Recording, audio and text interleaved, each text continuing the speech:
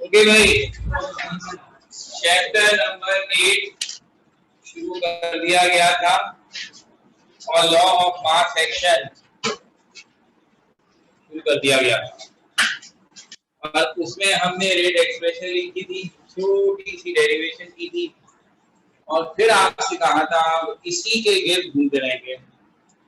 पहला काम वो तो एबीसी वाली इक्वेशन से बना ली थी हमने, तो अगर हम आपके सामने एक्चुअल इक्वेशन लिखें तो आप उसको देखते हुए रेट एक्सप्रेशन लिख सकें। अल्हम्दुलिल्लाह हमने तो एक ग्राफिक लिखी, आपने भी लिखी। किताब होती है क्या आपके पास?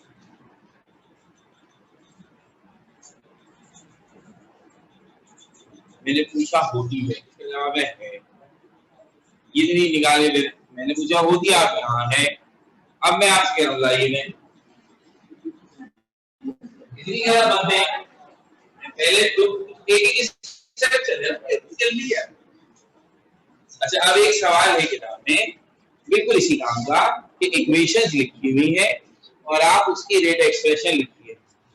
उसमें उन्होंने 3 इक्वेशंस लिखी हैं जिनकी आप रेट एक्सप्रेशन बनाएंगे और इत्तेफाक से उनमें से एक हम बना चुके हैं, तो बाकी के 2 इक्वेशन में लिख रहा हूं और आप उसकी रेट एक्सप्रेशन खुद बनाएंगे, फिर उसके बाद आपसे कोई और बात की जाएगी। आइए हज़रात, ये है किताब का पेज नंबर 229 और इसकी एग्जाम्पल 1 है राइट रेट एक्सप्रेशन और दी following reactions। पहली इक्वेशन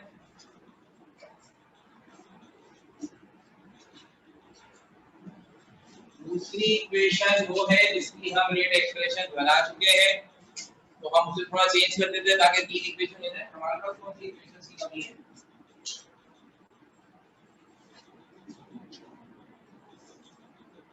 और तीसरी इक्वेशन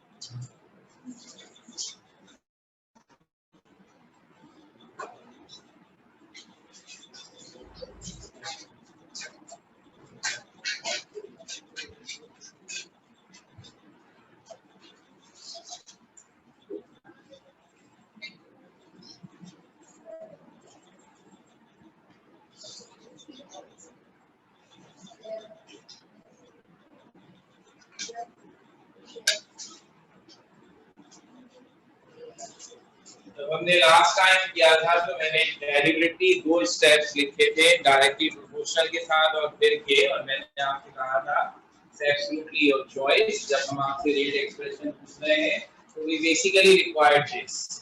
तो अब कहीं आप ऐसा ना हो कि कंपल्सरी बना लें इस बात को कि हमेशा पहले डायरेक्टली प्रोपोर्शनल लिखना है, इसलिए मैंने आप डायरेक्टली जैसे भेजा। तो चूंकि आपको समझाना था तो पहली दो एग्जांपल में मैंने जानबूझ के दोनों लाइनें लिखी, लेकिन जब आपसे कहा जाए रेट एक्सप्रेशन मेरा ख्याल है हम डायरेक्ट लिख सकते हैं, इसमें कोई ऐसी बात नहीं। इसी तरह अब इसमें क्या होगा, dx by dt rate constant co के ऊपर पावर 2 आएगी और o2 के ऊपर पावर, और फिर ये जो आखिरी इक्वेशन है ये खासतौर पर किताब में दी इसलिए कि थोड़ा सा तुम्हारा लगा हुआ है, पावर भी अच्छी है ताकि आपकी और क्लियर प्रैक्टिस हो जाए। तो अब ये है dx by dt। सबसे पहला केमिकल है सिलिनिक एसिड H2SeO3, उसकी पावर 1 आएगी। फिर दूसरा है I-1, उसकी पावर 6 आएगी, और H+ उसकी पावर 4 आएगी।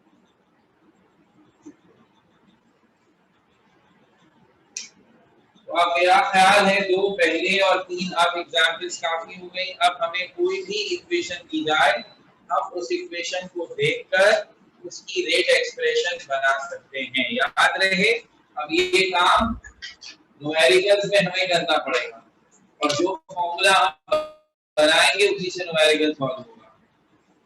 तो सिर्फ रेट एक्सप्रेशन बनाना जो भी हमने काम किया है ये एक मार्क्स का एमसीक्यू में आता है सवाल, तो ये भी अपनी जगह है और इससे जो न्यूमेरिकल होगा वो हम कर लेंगे बाद में। अब मुझे जैसा कि आपसे कल कहा था इस रेट एक्सप्रेशन की तीन चीजों पर बात करनी थी। पहली हो गई कि रेट एक्सप्रेशन बनती है, इक्वेशन थी आपने बनाई। दूसरी अब है रेट कांस्टेंट, ये जो प्रोपोर्शनैलिटी कांस्टेंट हर जगह लिख रहे हैं, अब जरा हम इसके बारे में थोड़ी सी बातें कर लें आपसे। और फिर तीसरा होगा वो ऑर्डर ऑफ इक्वेशन। तो आइए रेट कांस्टेंट की डेफिनेशन करते हैं आपके सामने बयान, और इसके बारे में कुछ और बात करते हैं। एक चीज आप फील करेंगे आप, क्योंकि तीनों चीजों का ताल्लुक एक ही बात से है कि आप लॉ ऑफ मास सेक्शन के हिसाब से एक इक्वेशन की रेट एक्सप्रेशन बनाते हैं और फिर उस रेट एक्सप्रेशन में सब चीजें जमा है। इसलिए अब आप जब रेट कांस्टेंट को डिफाइन करेंगे तो भी आपको रेट एक्सप्रेशन बनाकर बनाना पड़ेगा। जब आप बाद में ऑर्डर ऑफ रिएक्शन समझाएंगे तो भी एक ही चीज हमें बार-बार लिखने को मिल रही है क्योंकि उसका ताल्लुक सब चीजों से। तो हम शुरू इधर भी करेंगे। जब हमें रेट कांस्टेंट डिफाइन करना है हम कहेंगे कंसीडर द फॉलोइंग रिएक्शन, और वही reaction x mole of A reacts with y mole of B to form some product। Consider किया और फिर कहा according to law of mass action rate is directly proportional to concentration of A की power x, concentration of B की power y।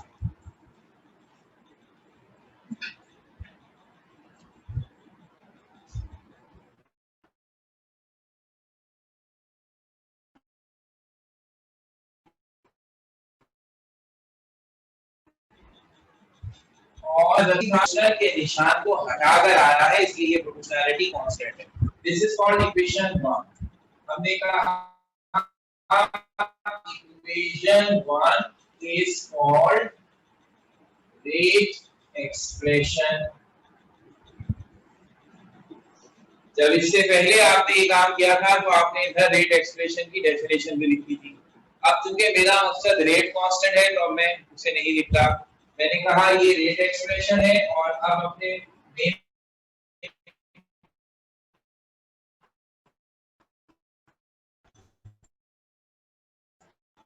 मकसद पे आ जाए। K is so called rate constant and is defined as, ये हमने इसका ताल्लुक करा दिया रेट एक्सप्रेशन डिराइव करके, और अब अगर हम इसके प्रॉपर डेफिनेशन इस रेट एक्सप्रेशन को देखते हुए बनाएंगे, इसी को देखकर हम बनाएंगे। याद रहे तमाम प्रोपोर्शनैलिटी कांस्टेंट्स को इसी तरह डिफाइन कर सकते हैं कि अब हम क्या देखिए कैसे कर रहे हैं। ये क्या है, it is the rate of reaction when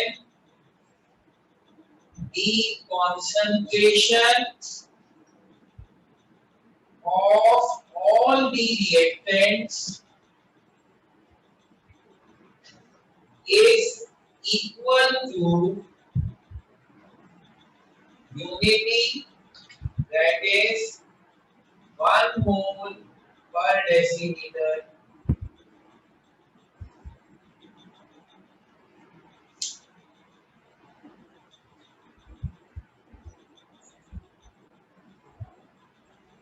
alpha समझेंगे।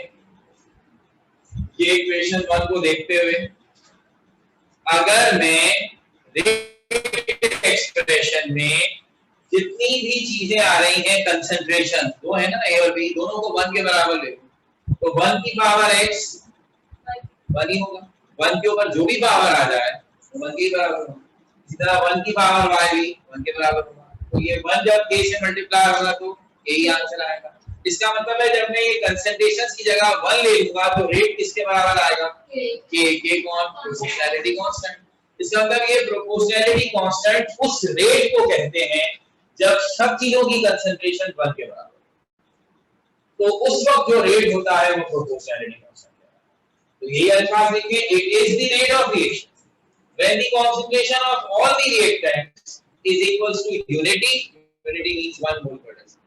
और अब इसे हम बाकायदा पुट करके वैल्यू शो भी कर देते हैं, यानी कि if concentration of A is equals to B is equals to 1 mole per decimeter, अगर मैं A और B दोनों की concentration 1 ले लूं तो इसे जरा इक्वेशन 1 में पुट करते हैं इसमें तो क्या हो जाएगा, the rate should be equals to proportionality constant 1 की पावर x 1 की पावर y। A और B दोनों की कंसंट्रेशन की जगह 1 पुट कर दिया और फिर ये खुद ब खुद रेट बराबर हो गया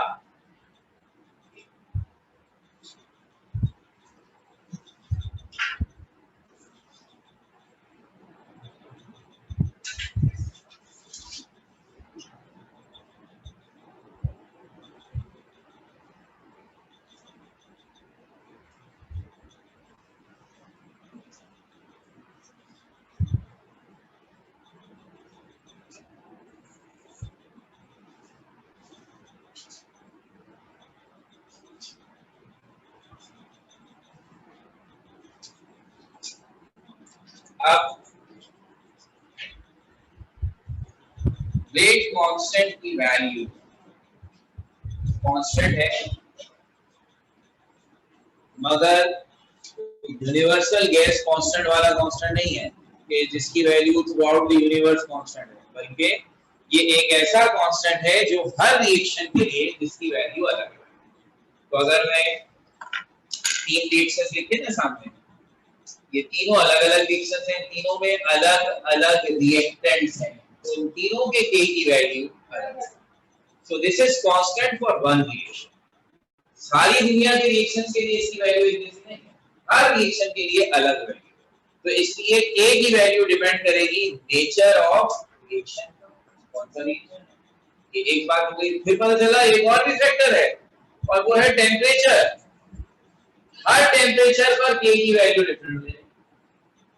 इसका मतलब हुआ हर रिएक्शन के पास एक रेट कांस्टेंट है और वो रेट कांस्टेंट हर टेंपरेचर पर अलग-अलग होगा। तो इसका मतलब this is constant only if you have taken a particular reaction at a particular temperature. So with the change in temperature and with the change in reaction's nature, the value of K may change. जिस चीज पर ये depend नहीं करता और हमें बज़ाहिर लग रहा है कि करता होगा वो है concentration.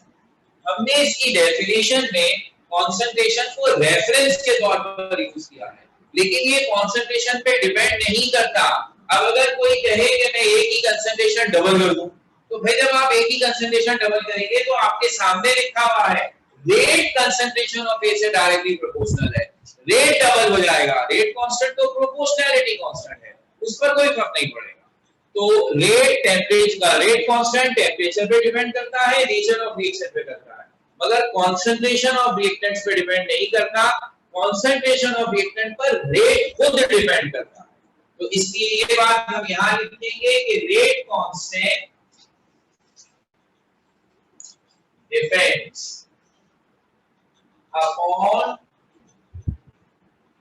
nature of reactants and temperature। ऐसी बात है, आप रिएक्टेंट चेंज करेंगे रिएक्शन भी चेंज हो जाएगा, और it does not depends upon the concentration of reactants। Unit of rate constant depends upon nature of reaction।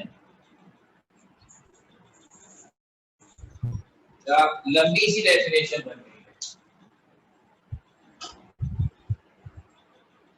और जाहिर सी बात है कुछ कुछ होती है डेफिनेशंस ऐसी ही। अब प्रायोरिटी प्रीफरेबल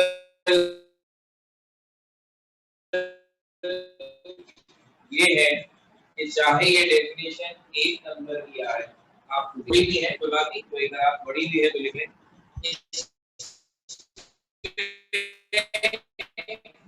कैंची चलाई जा सकती है, एक प्रायोरिटी है, एक अच्छे बच्चों में और एवरेज बच्चों में फर्क चलता है। अब अगर कोई बच्चा काम चला होगा ना, काम चल जाए, वो सिर्फ ये लिख दे कॉमास में लिखा हुआ, technically it is also okay. तो वही वाली बात है कि एग्जामिनर के मूड पे डिपेंड करेगा, कब पूरा एक नंबर दे दे हो सकता है, लेकिन अगर आप ये पूरी डेफिनेशन लिखते हैं तो हर हाल में आपको हर हाल क्या है, एक नंबर है तो उसको एक नंबर मिलना ही मिलना है। लेकिन अगर हम पेपर्स को देखें पिछले सालों के तो उन्हें भी पता है कि रेट कांस्टेंट की एक कॉम्प्रिहेंसिव डेफिनेशन जरा अनयूजुअली बड़ी है, तो ज्यादातर जब भी उन्होंने ये डेफिनेशन पूछी है 2 मार्क्स, तो उस सूरत में तो ये बहुत ही रीजनेबल जवाब बन जाएगा। और अगर आप याद ही शॉर्टकट वाला करेंगे और उन्होंने 2 नंबर में पूछ लिया तो आपको बहुत नुकसान होगा। तो इसलिए मुनासिब ये है कि आप अपने लिए ऑप्शन ना रखें। ये बात मैं इसलिए कह रहा हूँ कि अब मैं आपको जितने अरसे से पढ़ा रहा हूँ मुझे इस बात का अंदाजा है कि आपके लिए ये काम जरूरी है, हमको पता चल जाता है। अगर मुझे चीजें मुश्किल से याद हो रही है, एवरेज और बिलो एवरेज है, तो हम लोगों की शॉर्टकट ही बताते हैं ना कि यार तुमको तो यही याद हो जाए, बड़ी बात है। लेकिन जब हम देख रहे हैं कि बच्चे माशाल्लाह अच्छा पढ़ते हैं, मेहनत से पढ़ते हैं, वो कर सकते हैं, तो फिर उनके लिए चीज अच्छी होनी चाहिए। तो अब मैं कम से कम इस स्टेज पर आ गया हूँ कि मैं ये रियलाइज कर सकता हूँ कि मैं अपने बच्चों को पढ़ा रहा हूँ, वो अच्छी कैलिबर रखते हैं, उनके लिए चीज भी अच्छी होनी चाहिए। ठीक है, इसलिए मैंने खासतौर पर कहा कि आप रेडी नहीं होंगे, हर चीज में क्वालिटी होगी है ना। मोबाइल भी लेने जाते हैं तो 3000 रुपए का भी स्मार्टफोन आया था, आईफोन लेंगे तो 2 लाख का आ रहा है, तो एक ही जैसे होते हैं या 2 स्मार्टफोन, काम तो दोनों से चल जाएगा ना। आपको व्हाट्सएप यूज करना है तो 3000 वाले से भी व्हाट्सएप यूज हो जाएगा। क्या ख्याल है, क्वालिटी कहाँ है? आईफोन में है ना, दे दे आपका ये ऑप्शन में तो व्हाट्सएप ही यूज करना है ना, ये बेटा ये वाला ले लो, चेंजिंग टिंग चाइना का अच्छा मोबाइल आया है। लेकिन जब आप अपने लिए ये समझते हैं इस बात को, यहाँ से काम तो उससे भी चल रहा है। आईफोन 2 दिन के लिए खराब हो गया, ठीक होने के लिए चला गया, तो आगे भी आ गया 2 दिन तो काम चला, काम तो चल रहा है, लेकिन क्वालिटी का फर्क आपको पता चल रहा है। तो बस आप यूं समझ लें कि जब आप चीजों को फैंसी लगा रहे हैं, ऐसे भी लिखने को क्या फर्क पड़ रहा है, तो आप दरअसल अपने एग्जामिनर को चाइना वाला मोबाइल करवा रहे हैं, इससे व्हाट्सएप यूज करो है ना, और अपने ही आईफोन रखा हुआ जो गलत। तो ये काम हो गया। अच्छा, अभी बात पूरी नहीं हुई है, तो बहुत इंपॉर्टेंट लाइन क्या लिखी गई है, ये क्या बात है, रेट कांस्टेंट का एक यूनिट होगा ना, हमको नहीं वो नेचर ऑफ रिएक्टेंट पे डिपेंड करता है, इसके बहुत सारे यूनिट हैं, हम रिएक्शन देखकर फैसला करते हैं यूनिट कौन सा है। अजीब बात हो गई, इस अजीब बात की वजह से ही डेफिनेशन में इसकी गुंजाइश नहीं थी, हमने कहा बस ये लाइन है, अब ये अलग से बनाएंगे, डेफिनेशन में मत बताइए, वो खत्म होगी बात, ठीक है। अब यूनिट ऑफ रेट कांस्टेंट की बात हमसे अलग से पूछी जाएगी, तो ये एक अलग से बड़ी इंपॉर्टेंट चीज है कि रिएक्शन को देखकर हम इसका यूनिट कैसे मालूम करते हैं, और ये हमसे एमसीक्यू से भी पूछा जाता है और अलग से एक छोटा सा सवाल बना के भी पूछा जाता है, तो इसका मतलब है ये हमारे लिए एक अलग छोटा सा टॉपिक बन गया। आइए देखिए कैसे कह रहा हूं ये बात है।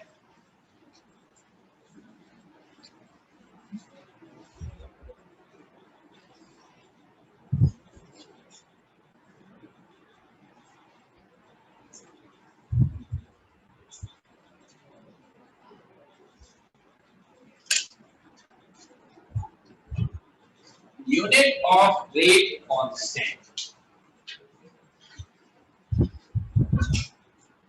अब जिस नेचर की हम बात कर रहे हैं जरा आप से देखेंगे। फर्स्ट कीजिए कोई रिएक्शन इस टाइप का है, बल्कि प्रोडक्ट में कंडीशन देने की जरूरत है कि उसके रिएक्टेंट में किसी चीज का बस वन, सिर्फ एक रिएक्टेंट है और वो भी वन, तो ऐसे तमाम रिएक्शन जिनके रिएक्टेंट में बस एक चीज है उनका रेट कांस्टेंट का यूनिट क्या होगा, ड्राइव करेंगे। कैसे ड्राइव करेंगे भाई, इस रिएक्शन की रेट एक्सप्रेशन ऐसे बनेगी कि rate is directly proportional to the concentration of A, और क्योंकि ए का कोएफिशिएंट 1 है तो पावर भी 1 है, और रेट एक्सप्रेशन पूरी बनाएंगे तो प्रोपोर्शनैलिटी कांस्टेंट क्या आ गया, ये बन गई। तो मुझे तो k का यूनिट चाहिए ना, तो k का फॉर्मूला मेरा ख्याल है ऐसे बन जाएगा, क्या ख्याल है, तो हम यूनिट इसी तरह निकालते हैं ना कि अब इस फॉर्मूले में रेट का यूनिट पुट करते हैं, a का यूनिट पुट करते हैं और देखते हैं क्या बचता है। तो रेट ऑफ रिएक्शन का यूनिट था मोल per decimetre cube per second, और कंसंट्रेशन का यूनिट है मोल पर डेसीमीटर क्यूब। मेरा ख्याल है कि हमें बिल्कुल साफ-साफ दिखाई दे रहा है कि मोल पर डेसीमीटर क्यूब और मोल पर डेसीमीटर क्यूब कैंसिल हो जाएगा, क्या बचेगा, सिर्फ सेकंड इनवर्स। तो अब रेट कांस्टेंट का यूनिट उन तमाम रिएक्शंस के लिए सेकंड इनवर्स है जिनमें सिर्फ एक रिएक्टेंट, तमाम रिएक्शंस के लिए नहीं है, सिर्फ उन रिएक्शंस के लिए जिनमें एक रिएक्टेंट। अगर ये रिएक्टेंट ज्यादा कर दूं, दो रिएक्टेंट कर दूं या एक ही 2 मोल कर दूं, तो रेट कांस्टेंट का यूनिट चेंज हो जाएगा। यही अब हम शो करके दिखाते हैं। तो अब इस टाइप का तो आ गया जवाब। अब जो काम मैंने यहाँ किया है, जिस तरह मैंने यूनिट निकाला है, इसी तरह आप हर रिएक्शन में रेट कांस्टेंट का यूनिट निकाल सकते हैं। तो एक एग्जांपल और करते हैं, और वो हो गया reaction like this. If I have two different reactants which are going to react with each other, A और B, तो अब इस रिएक्शन का रेट क्या बनेगा, rate is directly proportional to the product of the concentration of A and B, and the rate expression should be like this। इसमें rate constant को भी हमने इंट्रोड्यूस किया, ऐसे बनेगा। अब इसके K का फॉर्मूला क्या हो जाएगा, ऐसे,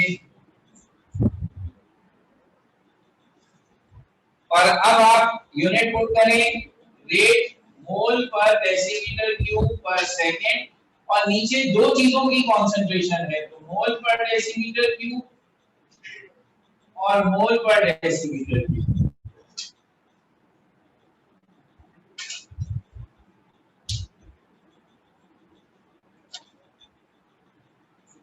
एक मोल पर डेसीमीटर क्यूब कैंसिल होगा, एक बचा रहेगा। अब यूनिट सेकंड इनवर्स नहीं है, कुछ और है, चलो लगभग हो गया।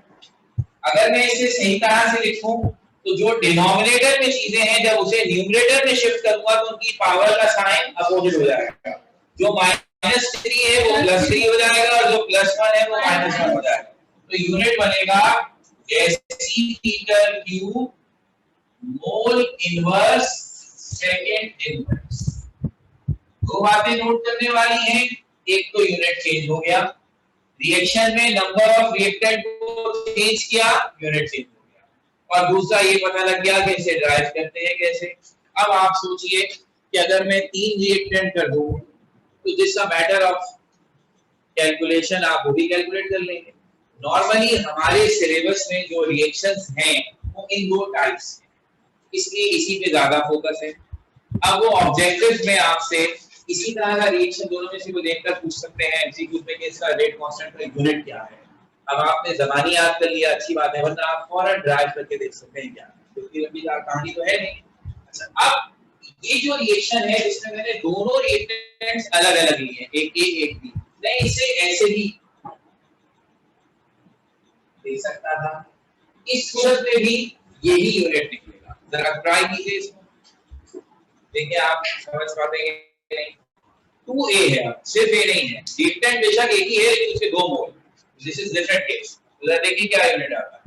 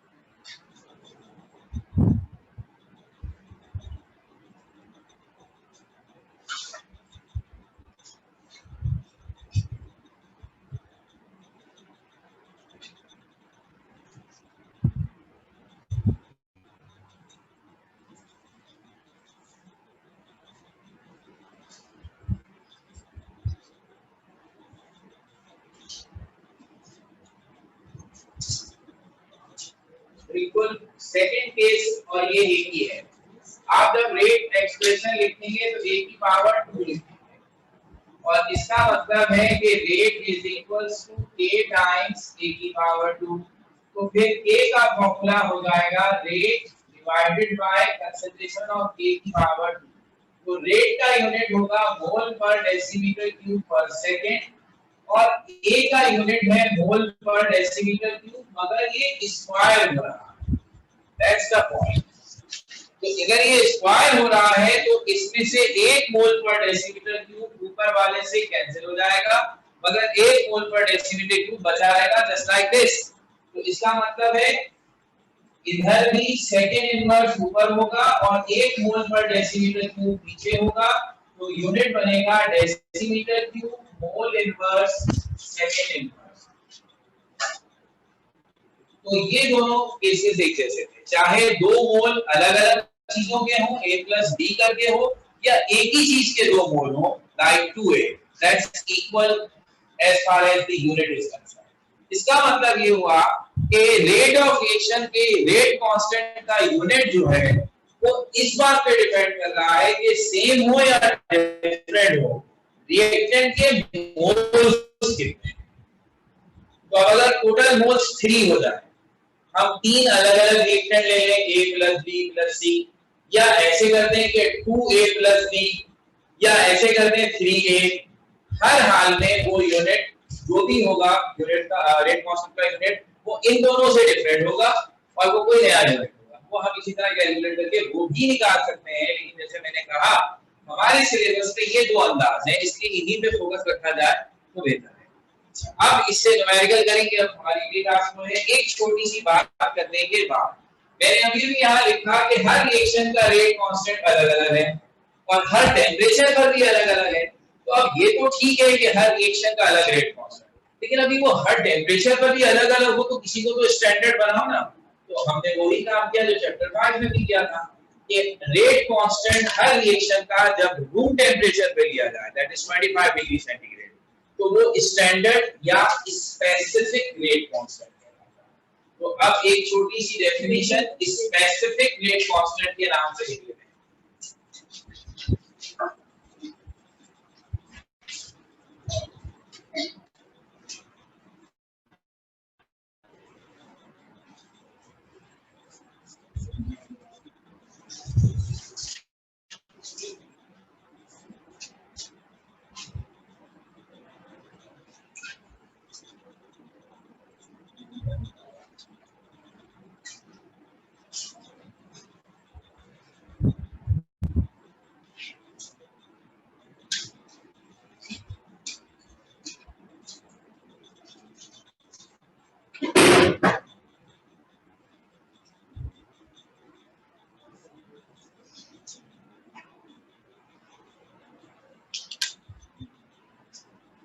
So rate constant of any reaction at specific temperature of 25 degree centigrade is called specific rate. Simple सी बात, कोई लंबी चौड़ी कहानी नहीं है।